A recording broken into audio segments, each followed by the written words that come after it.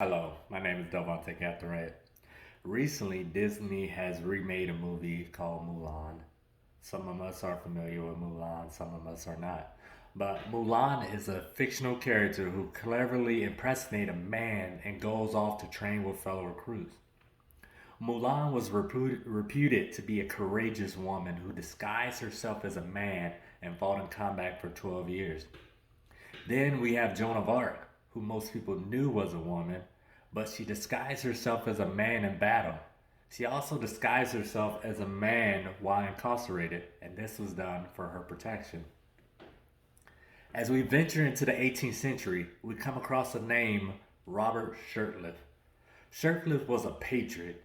He was outraged at the Revolutionary War and wanted to take part. Shirtliff joined the 4th Massachusetts Regiment at West Point, which is still located in New York. At the time of assignment, he was assigned to Captain George Webb's company of light infantry. You may be saying to yourself, there's nothing out of the ordinary for a young man in his early 20s during this time of war, to join and fight. The only issue was that Robert Shirtliff was not Robert Shirtliff. To take that a step further, Robert was not even a man. Deborah Sampson was her name, a woman of grand heroics. Her first task as an infantryman was to scout out a neutral area in Manhattan that George Washington had located as a possible place of attacking. And this was in 1782.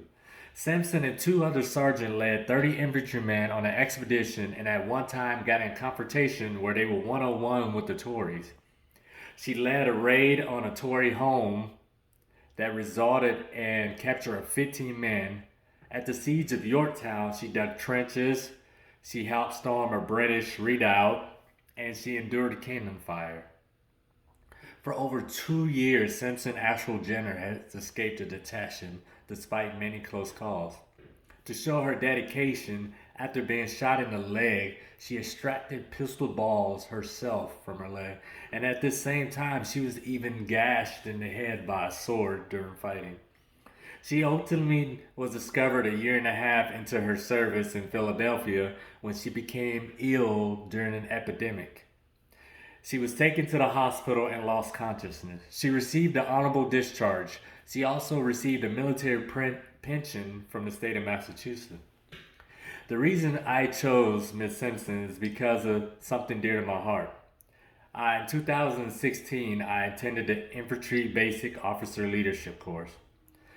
And I attended that course with the 10 first women to participate in infantry at Fort Benning, Georgia. Some of them came from West Point and other places throughout the Army.